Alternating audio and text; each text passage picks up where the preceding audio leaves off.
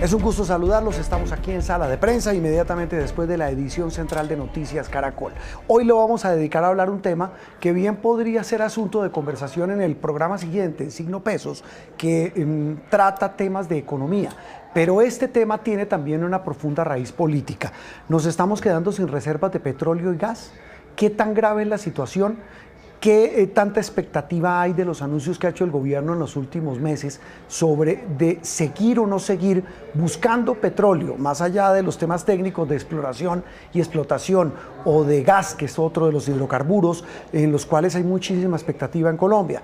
Pero todo esto se ha alborotado, por decirlo de alguna manera, en las últimas horas, por cuenta de, primero, lo que ha pasado en el gasoducto y en la emergencia que está ocurriendo en el eje cafetero, circunstancia que está siendo investigada, que las autoridades, el mismo gobierno ha dicho, lo estamos reparando. Ese mapa de calor pues nos indica que hay que hacer una reubicación de la tubería, en fin. Pero este es un tema de coyuntura. El otro se conoció en un evento que se realiza en la ciudad de Barranquilla, a donde acudió la ministra de Minas. Es el Congreso de Naturgas, que reúne a los más importantes representantes del sector del gas en Colombia, en el que ellos hablan sobre las expectativas del sector. Allí la ministra de Minas reveló el informe de la Agencia Nacional de Hidrocarburos, que dice que hay reservas de petróleo y gas para menos tiempo del que se tenía previsto hace algún tiempo. Vamos a analizar con expertos, vamos a hablar con nuestra compañera Sol Suárez, que está precisamente en ese evento, sobre esa expectativa. Sol, y saludo ya a mi invitado, que es el exministro de Minas, Mauricio Cárdenas Santamaría. Gracias por acompañarnos. Ya voy con usted, doctor Mauricio, pero primero quería de Sol, como una primera mirada, un bosquejo de este tema, repito, muy económico, que es un mundo y que debería ser tratado en espacios económicos, pero tiene, repito, una profunda raíz política, porque es el actual gobierno de Gustavo Petro el que ha dicho: hay que cambiar el modelo por energías renovables, hacer la transición energética. Pero hay sectores, y ya nos contará el doctor Cárdenas, quien fue ministro de Minas y Energía, que el país depende en buena medida para su futuro de lo que saquemos, que tenemos en nuestro suelo, tanto petróleo como gas. Sol, ¿qué se ha dicho? ¿Qué expectativa y qué dicen los expertos sobre un tema tan complejo? Muy buenas noches. Buenas noches, Juan Roberto. Pues la verdad es que en este escenario todos quedaron muy preocupados por varias razones. La primera es porque se esperaba que se conociera este informe para que la ministra y el gobierno de Gustavo Petro pues tomaran nuevas decisiones de política pública frente a lo que sería entonces nuevos contratos de explotación y exploración de hidrocarburos. Pues bien, ayer cuando los periodistas hablábamos con ella, pues no dijo que no iba a tomar nuevas decisiones precisamente con este tema, con los nuevos contratos. Asegura que la línea del gobierno de Gustavo Petro pues sigue ahí en no aceptar nueva contratación. Sin embargo, pues asegura que estas reservas de gas y petróleo sí se pueden aumentar en años y dio 3 formas diferentes de aumentarlas. Son pues razones poco técnicas que seguramente, como usted menciona, el doctor Mauricio Cárdenas las explicará. Sin embargo, aquí pues estas personas aseguran, los empresarios del gas indican que ya, por ejemplo, a las térmicas les toca empezar, o ya llevan varios años importando gas, les salen 2 o 3 veces más costoso de lo que nos cuesta hoy acá al país, y entonces eso también se reflejaría para todos los colombianos. En algún momento, si las medidas del actual gobierno no funcionan y no, digamos, llega a ser eficiente en las 3 formas que la ministra dice que puede aumentar esas reservas sin nuevos contratos, entonces Colombia podría sufrir no solamente altas tarifas, porque tocaría importarlo y, como digo, saldría mucho más costoso, sino que adicional a eso podríamos perder la autosuficiencia. Y ahí, Juan Roberto, como usted lo mencionaba, esto ya deja de ser más que económico-político, porque entonces entraríamos en una competencia geopolítica con nuestros países vecinos, precisamente porque ellos van a pedir a cambio muchas cosas por esa importación. Entonces Colombia podría estar en el peor de los mundos, con tarifas altas, con 0 gas en 7 años, y entonces también con problemas con nuestros vecinos, o más que problemas, pues con discusiones de transacciones. También ellos indican que pues el gas, además además es una herramienta de transición energética, y el tema de que esa transición energética esté tan vulnerable porque pues no las políticas públicas no se ven o no se vislumbran como muy concretas precisamente pues para tener estas reservas o para aumentarlas. Entonces pues no sería prudente hablar de eólica, de solar y demás, porque para pasar a ellas y sin que Colombia sufra un apagón y sin que Colombia tenga pues grandes consecuencias graves sobre el tema de la energía, pues se necesitaría este tipo de reservas y este tipo de hidrocarburo como es el gas.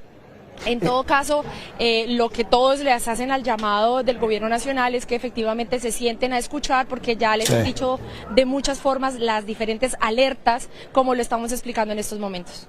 Hablemos de esas alertas, Sol. Ya vuelvo con usted. Saludo al doctor Mauricio Cárdenas. Doctor, gracias por acompañarnos. Estuvimos con usted ayer en un panel, allí en ese evento donde está Sol, en la ciudad de Cartagena, en el Centro de Convenciones Puerta de Oro, donde hablábamos con dos expertos, uno canadiense, el director del Instituto Canadiense de Gas, y con una mujer, Ieda Gómez, que ambos hablaban sobre las perspectivas del sector del gas y de los hidrocarburos en el mundo después de la guerra en Ucrania. Pero quiero primero su mirada, porque usted ayer en ese panel, gracias por acompañarnos hoy, planteó una serie de inquietudes bien interesantes, que es algo que mencionaba Sol, y es esta encrucijada. ¿Cómo resolvemos este galimatías que muchos dicen no tendría por qué reñir el buscar el tránsito a energías renovables, como el viento, como el uso de estas energías renovables, y el ir dejando estos usos de hidrocarburos o la búsqueda de estos hidrocarburos fósiles? Doctor Mauricio, buenas noches. Muchas gracias, Juan Roberto. Como siempre, un gusto estar en su programa. Bueno, ayer fue un día cargado de noticias y siguen hoy sobre el tema energético, y como usted muy bien lo anota, esto es político. Esto tiene obviamente una dimensión económica, pero hay mucho de política detrás. Y desafortunadamente estamos padeciendo las consecuencias de la ideologización de este tema, de que se esté convirtiendo en un tema de posturas más ideológicas, dogmáticas, que del pragmatismo y la sensatez que siempre ha caracterizado. Fíjese, esto no eran temas realmente de gran debate público en Colombia, porque se manejaban dentro de ciertos parámetros, pero el gobierno Petro desafortunadamente los ha politizado por completo. ¿Qué estamos viviendo? Una situación alarmante, y es que el país solo tiene reservas para 7 años de gas, es decir, al ritmo de consumo de gas que tenemos los colombianos anualmente, nuestra producción solo alcanza para 7 años. Nosotros no vamos a poder mantener lo que necesitamos los colombianos en nuestros hogares para cocinar, los taxistas que usan gas para sus vehículos, la industria que usa gas en sus calderas, que hoy está parada, por ejemplo, en el eje cafetero, y las termoeléctricas. Entonces, esto es muy preocupante, porque lo más importante es la seguridad energética. ¿Qué quiere decir seguridad energética? Tener los combustibles que necesitamos a un precio razonable. Si no hay seguridad energética, todo lo demás, la transición energética, queda comprometida. Europa nos enseñó eso después de la invasión de Rusia a Ucrania, y es que venían avanzando muy rápidamente en transición energética, pero cuando se comprometió la seguridad energética, todo el mundo dijo, no, lo primero es conseguir con qué calentar las casas, cómo prender la calefacción. Y eso es lo que llevó a que volvieran a prender las plantas térmicas, a importar carbón, a importar gas natural, a ver cómo a las carreras salían a conseguir los combustibles que se necesitaban. Entonces, Colombia está comprometiendo esa seguridad energética, y eso nos quita soberanía. El día de mañana vamos a depender de otros países, y muy probablemente de Venezuela, para que nos venda el gas, y eso nunca viene gratis, eso siempre viene con compromisos, hay forcejeos detrás de ese suministro de gas, y por otro lado, vamos a acabar pagando más por ese gas que vamos a necesitar, porque el gas lo vamos a necesitar no por 7 años, probablemente por décadas, 30, 40 o hasta 50 años, porque va a ser el último combustible en ser reemplazado. Es el que menos contamina y es el que se va a necesitar por más tiempo. Ya vuelvo con usted, doctor Mauricio. Quería regresar a Barranquilla con Sol. Escuchando, usted habló esta mañana, la vimos en las ediciones de Noticias Caracol, con la presidenta de Naturgas, que es el gremio que representa a estos empresarios que están allí reunidos. Y ella hablaba de esa profunda preocupación y de esa serie de preguntas. Hoy estamos hablando de un sector que maneja qué volúmenes, digamos, en materia económica en el país, y qué es lo que está en juego, Sol. Sí, Juan Roberto, pues precisamente es un gremio que no solamente, como estábamos explicando, es el crucial para la transición energética, sino que adicional a eso son cerca de 3 millones de hogares colombianos que utilizan el gas natural y un otro gran cantidad de millones utilizan el gas licuado, el GLP, que son esos cilindros que se transportan en diferentes camiones cisterna. Con eso el país hoy pues son más de la mitad del país, mucho, creo que ya casi el 95% de los colombianos que utilizan el gas natural. Hay una cifra exacta de personas que todavía no les llega ese tipo de gas, que es el 1.12, cerca de 1.200.000 familias hoy todavía cocinan con leña. Esto es un tema más geográfico, un tema de industria, de infraestructura, para poder conectar toda la ciudad, todo el país, perdón. Colombia pues tiene una geografía muy dispersa, pero pues finalmente ya tenemos un avance muy grande, sobre todo también en temas no solamente contaminantes, porque como decía el exministro Mauricio Cárdenas, pues es el gas, es el hidrocarburo más limpio que en estos momentos tenemos después del agua, que el agua no es un hidrocarburo, por supuesto, pero digamos que es un energético, sirve como base de generación de energía, sino que además de eso pues le da salud a casi toda Colombia. Esto porque pues el hecho de estar cocinando con leña pues por supuesto crea emisiones y pues crea algún tipo de afectaciones en los pulmones de los colombianos, pero adicional a la salud y adicional al estado, a la buena calidad de vida que da el gas, también pues crea muchísimos aportes a la industria y al crecimiento económico. Sí. Cerca del 1% del PIB de hidrocarburos pues lo aporta el gas natural, y también cerca de 100.000 empleos pues también van aportando la industria. Entonces, bueno, en general es una condición muy importante para el crecimiento económico de Colombia, y adicional a eso pues para la realización de cada familia en Colombia. Sí, el 1% del PIB. Entiendo que el 54% de las exportaciones colombianas, doctor Mauricio Cárdenas, dependen de lo que vendemos al exterior en petróleo y en gas. Pero quisiera usted conoce el tema, lo conoce, este mundo que es tan complejo y tan difícil. Cuando ayer la Agencia Nacional de Hidrocarburos hablaba de ese tiempo, porque alguien me preguntaba, ¿pero qué significa que tengamos petróleo y gas por menos tiempo? ¿Eso significa que es lo que tenemos en reservas ya encontradas o es lo que falta por encontrar? Ayúdenos un poco y ayude a nuestros usuarios y televidentes, doctor Mauricio, a entender el alcance de ese cálculo. Es decir, que podemos tener seguridad de que con ese gas que está en el subsuelo vamos a poder producir. Es decir, es algo ya cierto. Puede haber unas reservas potenciales, puede haber unas reservas probables, pero para llegar a ellas hay que invertir, hay que hacer exploración, hay que tener contratos, hay que tener garantías, hay que tener seguridad desde el punto de vista de las reglas de juego, todo lo que está faltando en este momento. Entonces, de ahí la importancia del llamado al gobierno a decir, este no es un tema menor, esto no se puede decir caprichosamente que no va a haber nuevos contratos, porque el país va a necesitar ese gas, y si no, nos va a volver un país muy vulnerable, porque nos va a volver dependiente de que podamos encontrar quién nos va a vender el gas, qué condiciones nos va a poner, qué precio vamos a tener que pagar. Pues yo le decía que ayer fue un día muy malo para el sector, porque es que se juntó esta conversación sobre reservas precisamente con lo que está ocurriendo en el eje cafetero a raíz del incidente en Cerro Bravo. El eje cafetero está sin gas, y ahí se ven las consecuencias de no tener la seguridad energética, porque entonces, ¿qué está pasando? Las empresas, las industrias en el eje cafetero que utilizan el gas en sus calderas están apagadas, no están operando, la gente no puede ir a trabajar, los taxis no se pueden movilizar, la gente está teniendo problemas para cocinar en sus casas porque ya se acostumbró a cocinar con las estufas a gas. Entonces, ¿qué significa esto? Que ayer vimos en un pequeño microcosmos lo que es perder la seguridad energética, y eso debe prender todas las alarmas, porque en ese momento no hay nada más importante que resolver ese problema. O sea, mientras el gobierno del presidente Petro está pensando en cómo evitar el fin de la humanidad, la gente en el eje cafetero está viendo a ver cómo termina el mes. Entonces, esta es la gran, digamos, contradicción que hay. No podemos ponernos a pensar nosotros en que tenemos que resolver los problemas de toda la humanidad Nosotros somos un país que tiene muchos problemas muy inmediatos y tenemos que resolverlos ya. La gente en el eje cafetero necesita el gas natural inmediatamente. Y el día que no tengamos gas en toda Colombia, ese problema que hoy estamos viviendo en una zona del país se va a volver un problema de toda la nación, de toda Colombia.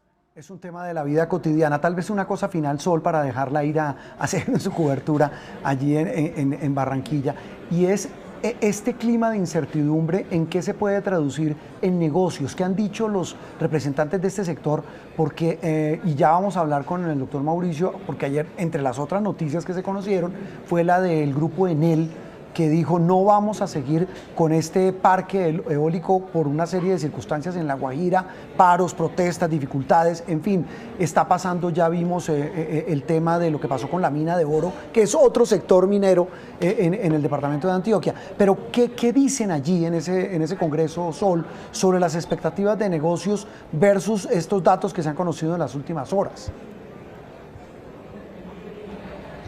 Sí, Juan Roberto, la verdad es que hemos hablado con varios empresarios, ellos están, digamos, con mucha prudencia y con incertidumbre, siguen teniendo esperanza de que el gobierno los escuche, siguen diciendo que van a seguir tocando la puerta, que van a seguir sentándose, que los van a seguir guiando con números, todos tienen el mensaje de que esto no es un capricho, que es que no queremos abrir huecos en el suelo por abrir, diciéndolo de forma coloquial, esto simplemente es porque se necesita que Colombia tenga la autosuficiencia energética. Entonces, más o menos lo que nos explican es que el país queda totalmente estático y paralizado en temas de inversiones, hasta que no se entiende y no se aterricen estos números y hasta que por ejemplo, lo que usted mencionaba en él, hasta que no se garantice la seguridad, no solamente seguridad del territorio como tal, sino la seguridad jurídica, porque esas son las dos razones fundamentales por las cuales se suspende pues este gran proyecto de transición energética. Lo mismo le pasa a todo el sector pues generador de energía. Entonces ellos dicen necesitamos que nos den algún tipo de garantía y sobre todo una línea directa de lo que va a pasar estos 4 años, porque por más de que supuestamente estábamos esperando pues este informe, que se esperaba que ya con realidades y con números pues se tomara otra determinación, que después de que se dieran cuenta de lo que está pasando en el suroccidente del país en el eje cafetero con el gas, se dieran cuenta de la importancia y por qué se hay que manejarlo de cierta forma. De todas formas, las explicaciones que da la ministra pues los tiene en total incertidumbre y definitivamente aseguran que así no pueden seguir invirtiendo y pues que así no pueden estar como en el vaivén de las decisiones que se pueda tomar a mediano y corto plazo, porque esto definitivamente, según lo que nos explican, es que son proyectos que se necesitan, que son a largo plazo y que se necesitan planeación e inversiones, y pues bueno, hasta que no se aclare el panorama no se puede. Por otro lado, le cuento, por ejemplo, que el sector del carbón está a la expectativa de todo esto, porque además se viene el fenómeno del Niño, y aquí también hay empresarios del carbón, está también el gremio del carbón, y ellos nos aseguran que no solamente las reservas del carbón que tenemos funcionan para muchísimos más años de lo que tenemos en gas y petróleo, sino que además con alta tecnología se podría evitar las emisiones que da el carbón, y así entonces no simplemente acabar con el mineral y con la producción ahí, sino que seguirlo utilizando de respaldo pero con menores emisiones. Entonces esto se lo cuento es porque acá todo el mundo empieza a barajar las cartas, claro. Bueno, ¿y cómo hacemos? ¿Cómo convencemos? ¿Cómo explicamos? ¿Qué hacemos? Pero definitivamente la plata está totalmente quieta, las inversiones se quedan quietas.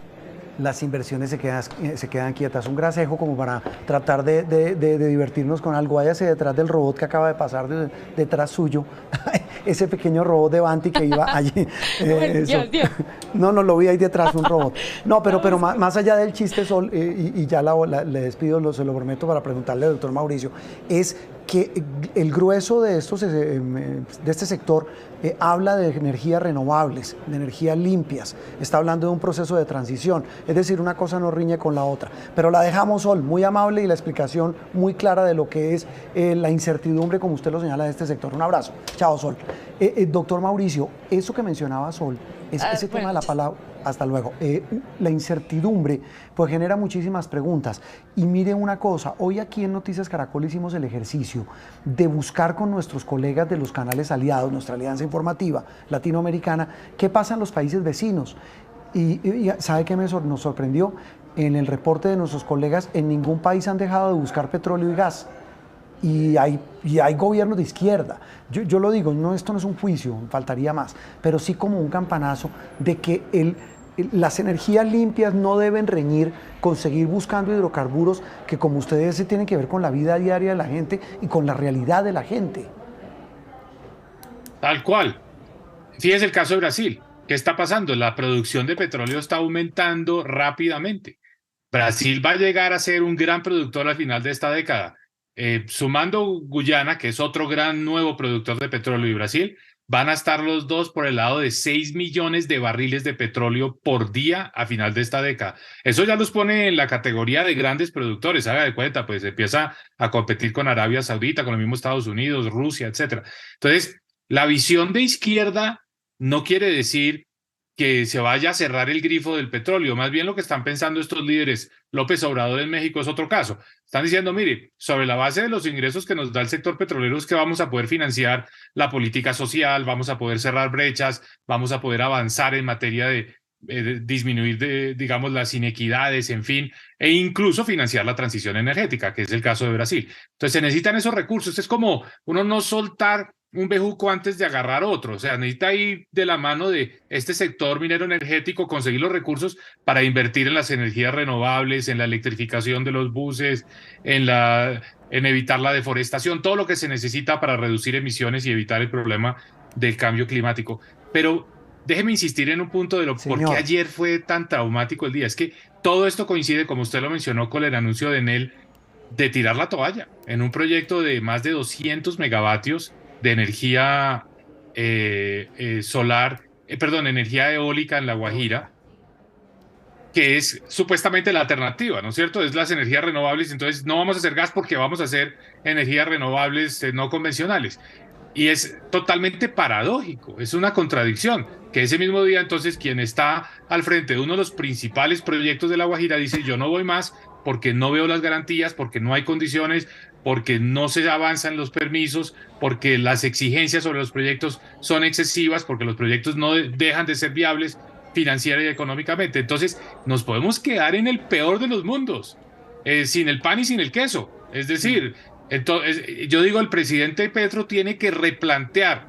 Este no es un tema para las ideologías, este no es un tema para los dogmas, este es un tema, desafortunadamente, para las cifras, para los datos, para la ciencia, para que los expertos digan, mire, lo que más le conviene a Colombia es mantenga su gas un tiempo más, mantenga la capacidad de poderle dar suministro de gas a los hogares, vaya paralelamente y gradualmente diversificando su matriz energética, haciendo más energía solar, más energía eólica, métase de manera muy ambiciosa en el tema del hidrógeno verde, pero todo esto gradualmente. Esto no es un tema para politizarse y para llenarlo de ideología. Ese último que usted menciona, doctor Mauricio, del hidrógeno verde, ¿en qué consiste? Usted le he visto muchos artículos, usted ha escrito mucho sobre el tema. ¿En qué consiste ese uso de esa energía con hidrógeno verde? Es como el combustible del futuro, es un combustible que se va a poder utilizar para reemplazar el petróleo. Digamos, vamos a reemplazar la gasolina, la ACPM, con un combustible hecho a punta de energía solar y energía eólica, o sea, energía eléctrica, pero renovable, agua, se necesita mucha agua, y se necesita una maquinaria, unos equipos muy sofisticados que pues se están desarrollando en el mundo. Y hay una competencia de países a ver quién es el que pica en punta para convertirse en el productor del hidrógeno verde, porque el hidrógeno verde va a tener una característica y es que se puede transportar, se va a poder mover de un continente a otro. Mover la energía eléctrica es muy difícil, entonces el hidrógeno verde es como transformar esa energía eléctrica en un combustible líquido, por cierto, que se puede embarcar, se puede mandar a Japón, se puede mandar a la China, se puede mandar a Europa, y La Guajira es una de las regiones del mundo que tiene una particularidad porque podríamos tener energía solar de día, energía eólica de noche, porque por la noche hace más viento, entonces uno puede tener energía sin intermitencias, es decir, continua, y tenemos cerca también la posibilidad del agua por el lado de la Sierra Nevada y tenemos al mismo tiempo los puertos para exportar. Los puertos en la misma Guajira, los que hoy usamos para el carbón, pero más adelante también pues Santa Marta, Barranquilla, Cartagena no están muy lejos. O sea, un buen plan puede llevar a que la saquemos del estadio, en el sentido de que podemos ser de los países que produce hidrógeno verde más competitivamente, el combustible del futuro. Pero bueno, todo esto no es incompatible con seguir teniendo gas natural, porque el gas natural lo vamos a necesitar, por cierto. Ahora tenemos el problema de Cerro Bravo, pero en 3 o 4 meses podemos tener el problema del Niño. ¿Y qué pasa con el Niño? Ese es otro, ¿no? Que el agua no es suficiente para generar la energía eléctrica, y para evitar un racionamiento hay que prender las plantas térmicas. ¿Con qué funcionan las plantas térmicas? Con gas natural. Claro. Entonces, si no hay el gas, no hay respaldo. Después, imagínese lo que estaría pasando hoy en el eje cafetero si además de que no hubiera gas natural para cocinar, o para los taxis, o para las calderas de las empresas, no hubiera electricidad. Imagínese esa situación. Entonces, al presidente Petro, una vez más, este es el tema, este no es un tema para volver el manejo de la energía un manejo una política llena de ideología, llena de políticas, a mi modo de ver, inconvenientes, pero muy tercas, de que es que las cosas tienen que ser así, porque esta es la visión que nosotros tenemos y no más exploración. No, este es un terreno para el pragmatismo, este es un terreno para la evidencia, este tema no le sirve para hacer política. Si se ponen a hacer política con este tema, los colombianos vamos a ser los paganinis, vamos a acabar pagando mucho más y en el peor de los casos no teniendo el suministro de energía, no teniendo la seguridad energética por encima de todo lo demás. La seguridad energética, un tema que pues nos concita toda la atención y pues como usted nos dice que conoce del tema, pues genera muchísimas preguntas hoy, en este momento y sobre todo como usted señala en estas últimas horas. Doctor Mauricio, como siempre un gusto. Gracias por habernos acompañado. Gracias a ustedes, Juan Roberto. Un abrazo. Muy amable. Mauricio Cárdenas Santamaría fue ministro de Minas y Energía. Él nos habla del tema del día. Uno de los grandes temas de los últimos días en Colombia es ¿qué vamos a hacer? ¿Vamos a seguir buscando petróleo? ¿Vamos a seguir buscando gas? Nosotros seguiremos buscando voces. Vamos a escuchar a más personas que nos hablen de un asunto que nos toca a todos. Terminamos Sala de Prensa. Continúen con la programación aquí en Caracol Ahora.